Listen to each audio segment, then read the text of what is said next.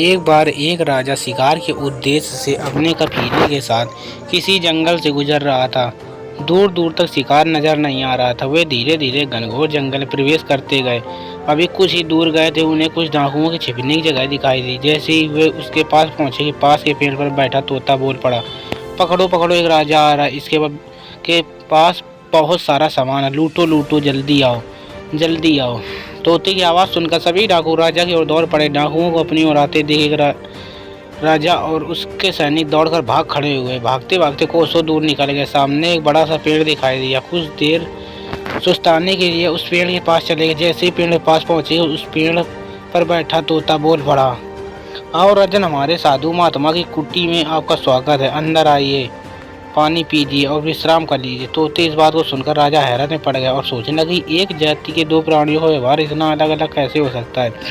राजा कुछ समझ नहीं आ रहा था। वह तोते की बात मानकर अंदर की साधु कुटिया की ओर चला गया। साधु महात्मा को प्रणाम करके उनके समीप बैठ गया और अपनी सारी कहानी सुनाई और फिर धीरे धीरे से पूछा, ऋषिवर, इन दोनों तोतों के व्यवहार में आखिर इतना अंतर क्यों है।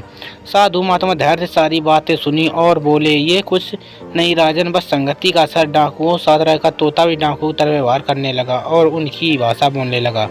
अर्थात जो जिस वातावरण में रहता है वैसा ही बन जाता है। कहने का तात्पर्य है कि मूर्ख भी विद्वानों के साथ रहकर विद्वान बन जाता है और अगर विद्वान भी मूर्खों की संगत में रहता है तो उसके अंदर ही मूर्खता आ जाती है। इसलिए संगति सोच समझ कर करनी चाहिए।